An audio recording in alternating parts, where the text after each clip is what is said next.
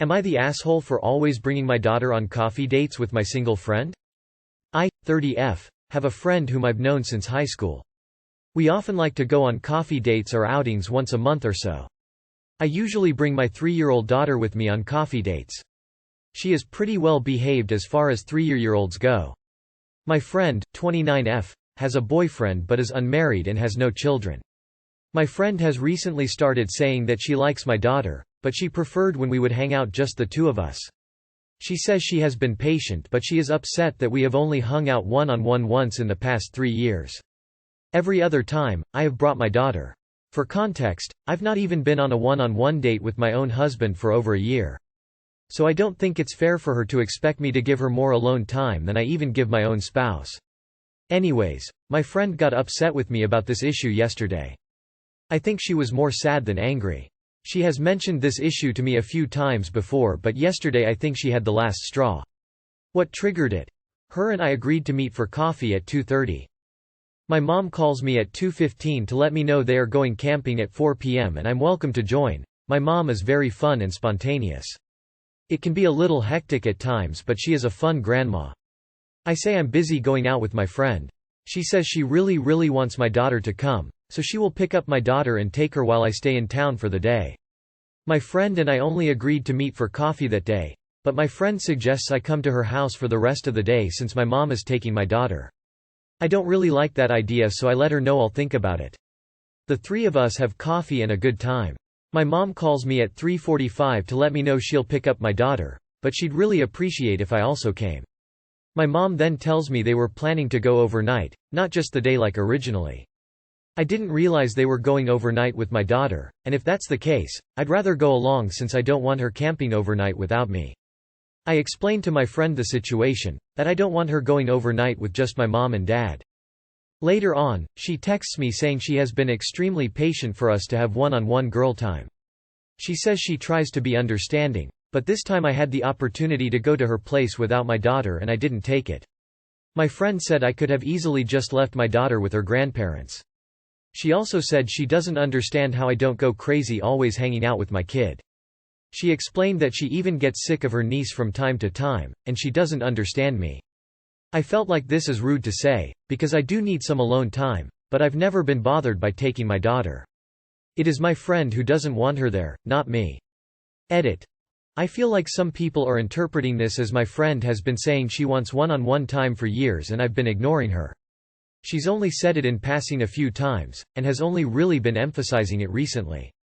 She's only really been focusing on it since the last time we hung out one-on-one, like a month ago. So it's not like she's been saying this for years, like some people seem to be thinking. A friend who has told you multiple times they were hurt that you deprioritized them and you left them mid-hang to go camping with your family? You are the asshole. You are the asshole. Your friend wants adult time, but you insist on bringing your kid. If you can't manage to function without your kid at your side, let the friendship go because she deserves better friends. I don't understand why you call her your single friend, but state she has a boyfriend? She's not single then, is she? Also, how is going camping ever not an overnight affair? You are the asshole and are very insensitive and rude to someone you say is a friend. Glad I don't have friends like you. You are the asshole. Am I the asshole for not providing cigarettes for a beach day? All parties are 25 years old. We have been taking annual beach days as a group since we were 16. I live about 20 minutes from the shore, where my friends live an hour away. When we were teens, my parents would host my friends, my mom would make meals for us, and everyone would use my family's beach gear. It was always a great time and my friends were very grateful to my parents for hosting. Now my partner, Green, and I have moved into our own apartment, and we're still close to the shore points. For this year's beach day, our friends would come down to our apartment, which I spent the day before beach day preparing. We planned to grab sandwiches for the beach at Wawa the next morning, so I headed to Walmart to grab drinks and snacks. I asked my friends for requests. Replies came in, so I grabbed a few multi-packs, a case of water, and sunscreen. As I was checking out, a last-minute request comes in, not in the group chat, but a text to just me. My friend, Socks, is asking me if I can buy him a pack of cigarettes. Now, personally, I have nothing against smoking. I did smoke in my teens and have since switched to vaping. No health-conscious soapbox here. I didn't think much of it, but reminded Socks that I was at Walmart and that we would be stopping at Wawa in the morning. I went home to get ready for a short shift at work. The next morning, I packed the bags, and Green moved them to the car. We went to Wawa, where we all bought our own lunches.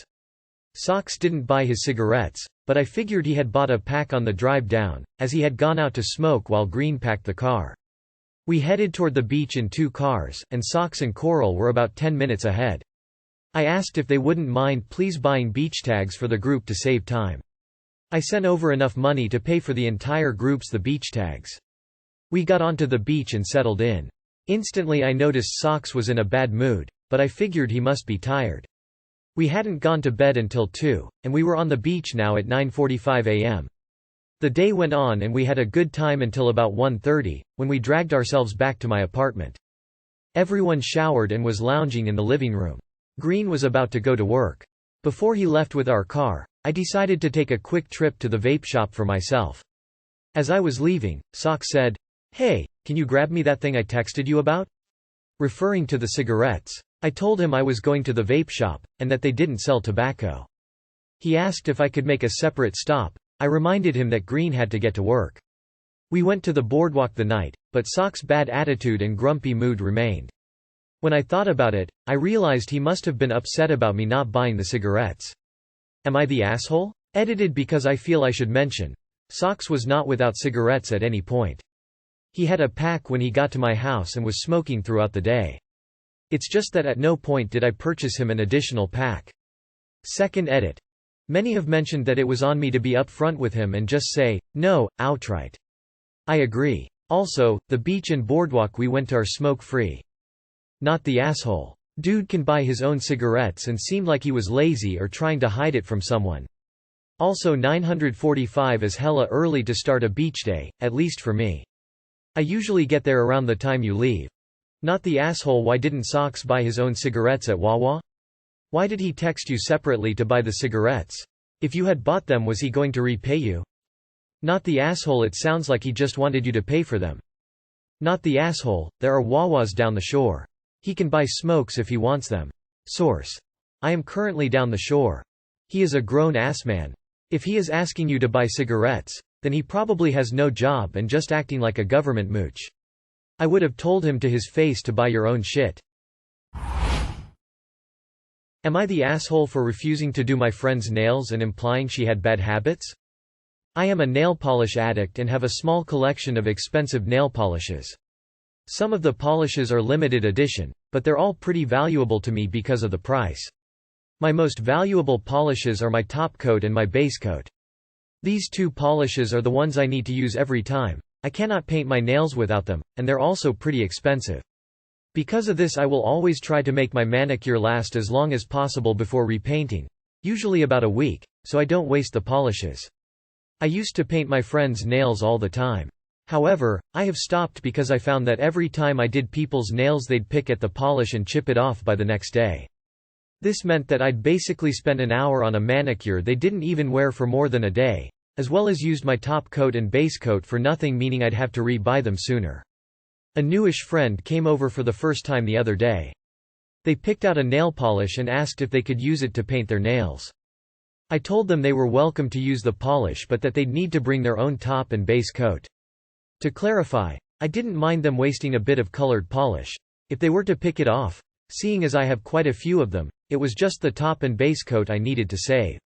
They didn't know what a top or base coat was and said they usually just painted polish directly onto their nail. I told them they were welcome to do that, but that a top and base coat are helpful to protect the nail from damage and make the polish last longer. They asked me if I could just do their nails instead, saying it would be fun and that I could teach them about the proper way to use nail polish. I politely declined, again saying that I didn't want to use my top and base coat on anyone who wasn't me, as I was afraid it would be a waste. They asked me how it would be a waste, and I told them what I said earlier about how people often pick their polish off after less than a day. They didn't seem offended at the time and left it alone. But later that night a mutual friend messaged me saying that she'd told them she felt I was implying she had bad habits and didn't take care of herself or her nails. And that I was being stingy with my polishes for no reason other than to be rude. I personally feel that they chose to take it the wrong way, and I'm not an asshole for not wanting to waste my stuff on someone who could not even bother keeping it on for a day. If I 100% knew they'd try to make the manicure last, I may have lent them the polishes, but I don't want to run that risk personally. I think a lot of people who aren't really into nail polish think it's not very valuable or important, so maybe she just doesn't get it and thinks I'm overreacting. Am I the asshole? ETA. Sorry, I forgot to mention. The prices of rebuying just these 2 polishes is about £40 for me. I try to make them last so I can get the high quality base and top coat I want and only have to sink in the cost like once or twice a year, which in my opinion is worth it. So I'm a nail polish addict too. You can see some of my other posts on that. I need a bit more info. Why is your top and base coat so expensive? It is definitely difficult to see people waste your polish. I had an aunt who ruined my small batch indie polish that can't be replaced. So I get the frustration, but I want to understand what's so special about this top and base coat. They usually cost slightly less or as much as nail polish. Not the asshole. It's your stuff and you don't have to share. It's literally that easy. Your new friend is insecure. You are the asshole. You don't mind if someone picks off the color polish, only the top and base coat. She didn't even want top and base coat. Just the color. You could have either said yes and let her use the color, or said no because you're saving it, but she didn't need a lecture about top and base coats. This is all before she asked you for the manicure, just as a note. Then she asked for the manicure, which is kind of a big favor to ask, but it seems like she'd have accepted a no. Instead she got another lecture. So you implied she was doing something wrong by not using top, base to begin with. Lots of people just don't. And then further implied she was going to pick her nails. Not the asshole. Not the asshole, but if they want you to do their nails properly each time, ask them for £10 to cover the costs.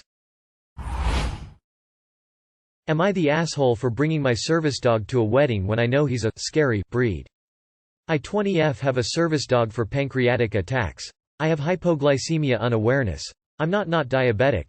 His name is Angel and he's a Doberman. I love him so much and he helps me avoid passing out and alerts when I need to eat sugar. He's playful and has never bitten anyone. Though he looks a bit imposing, he has been properly trained and is a real service animal. His tasks keep me safe and prevent me from getting hurt. My cousin 26F, Chloe, is a health nut. No sugar, no fat, no carbs kind of health nut. She knows about my health issues, but asked me not to bring my service dog because of his breed, that he'd scare her and her future husband's kids, as her toddler is afraid of large dogs, having been barked at in his face. I made the wedding slideshow and all of the music was on my laptop, so I had to be there.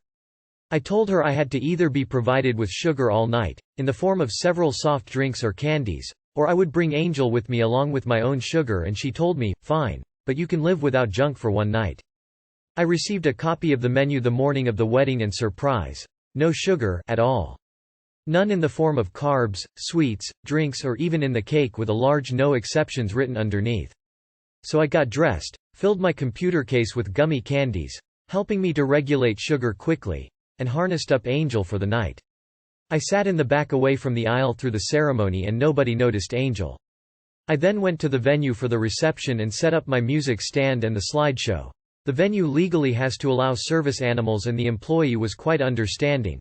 Angel alerted a few times while I was setting up and I was able to eat what I needed. When Chloe and her husband, and their kids arrived, she freaked seeing Angel. People had noticed him this time and I had explained he's a service animal. Her youngest, a toddler, also noticed and started to cry as he is scared of big dogs. He was in his vest and was laying down calm as could be. Before I could begin the music for their first dance, she was at my music stand screaming at me that I was selfish for bringing Angel to her wedding and I could have gone one night without having to be the center of attention and I could be healthy for once and not eat so much sugar. She kicked us out before dinner or the slideshow, then sent me a nasty email saying I ruined her wedding and she expects me to pay her back for the missing slideshow and the music, even though I did her slideshow as a wedding gift and it took several days. I feel horrible. I made her toddler cry and I feel like a total ass for bringing Angel, even though I need him on a day-to-day basis. Am I the asshole? ETA. For people asking about my diet, I have ADHD and can forget to eat for days.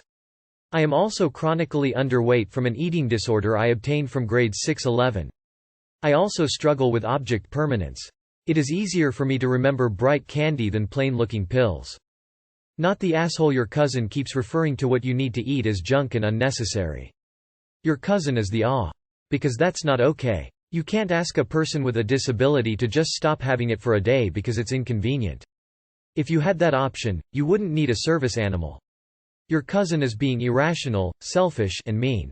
Regardless of what type of dog your service dog is, you need him, end of story. Tell her that she's ableist. You should have declined to go to the wedding saying that you were unfortunately unable to attend safely given the restrictions imposed. Pop the slideshow onto a USB stick and hand it off to someone else. Info. What do you mean by pancreatic attacks? It seems you want to treat these attacks with sugar, but acute pancreatitis isn't treated with candy. It's treated with IV fluids at a hospital and low-fat diet. Info. Why didn't you just bring your own sugary treats? Not the asshole and your cousin is awful. Working at a wedding isn't fun. Not having necessary medical equipment, your service dog, is life-threatening. Oh no, a toddler cried? It's a toddler and they cry FFS. The only way you would be the asshole is to yourself, for not initially being firm about coming with your service dog or not coming at all. Your service dog is necessary to keep you safe and alive, period, and if she refuses to understand that she doesn't get to have your services, gifts.